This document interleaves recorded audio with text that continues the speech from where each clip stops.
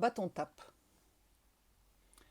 Il était une fois une famille pauvre qui comptait 3 fils, Pierre, Jacques et Jean. Un jour, Pierre, l'aîné, dit : « Je vais aller chercher du travail. Je reviendrai quand je serai riche. » Il partit sur la grande route et marcha.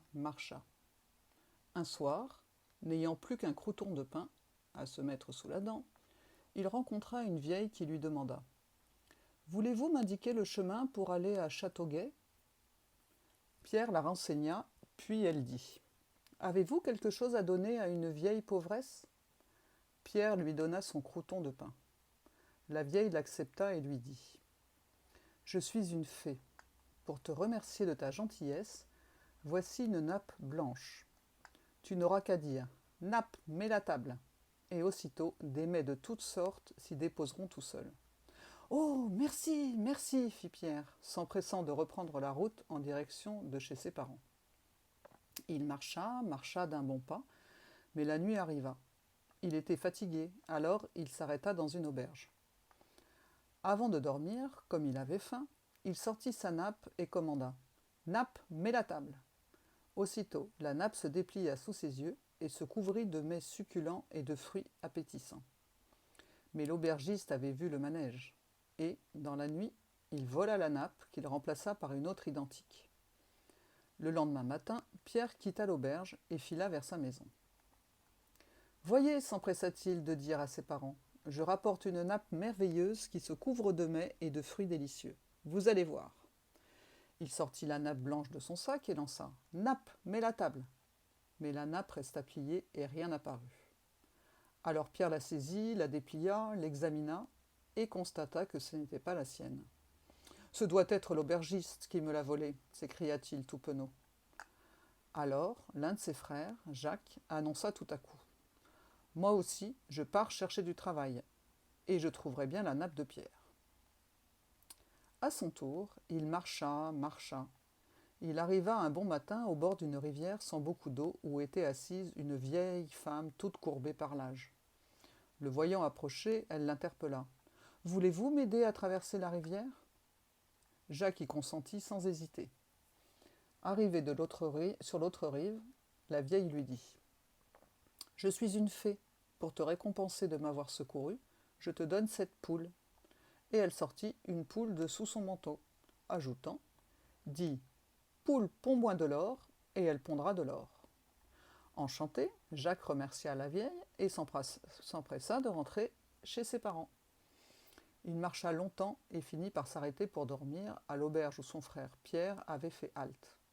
Il monta à sa chambre et dit à sa poule : « Poule, ponds-moi de l'or. » Et la poule pondit 3 œufs d'or. Pour payer sa dépense, il en donna un à l'aubergiste qui eut des doutes sur sa provenance. Durant la nuit, ce dernier alla dans la chambre où dormait son client, vit la poule et la vola. Il la remplaça par une autre en tout point semblable. Le lendemain, Jacques arriva à la maison tout joyeux en disant : « Voyez ma jolie poule, elle pond de l'or, regardez bien. » Il posa sa poule sur la table et dit : « Poule, ponds-moi de l'or. » Tout ce que fit la poule, ce fut de branler la tête et de chanter. Jacques était bien peiné. Il s'écria : « Ah, c'est le vilain aubergiste qui m'a volé ma poule. » Alors Jean, le plus jeune des 3 frères, dit : « C'est à mon tour de tenter ma chance. Je pars chercher fortune. » Comme ses frères avant lui, il marcha sur le chemin.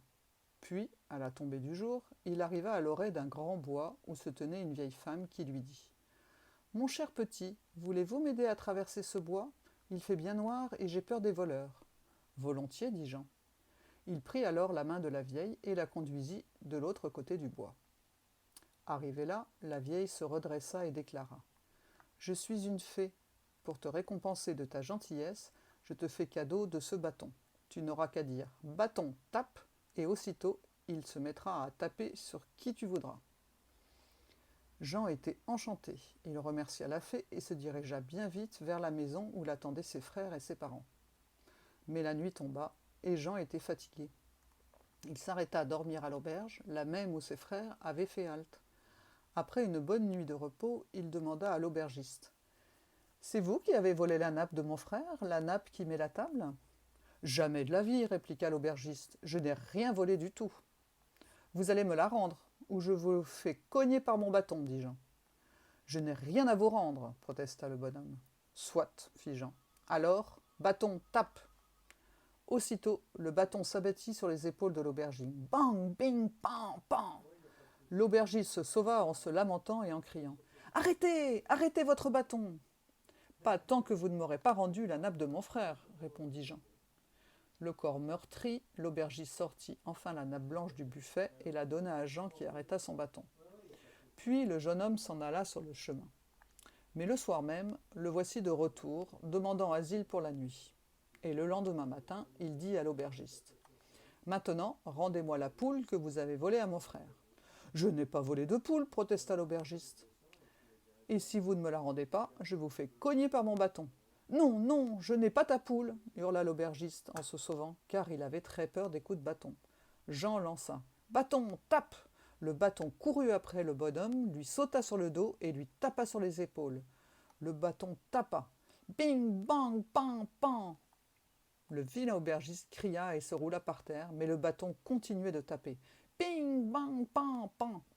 N'en pouvant plus de douleur, l'aubergiste alla chercher la poule et la remit à Jean, qui arrêta son bâton et reprit sa route.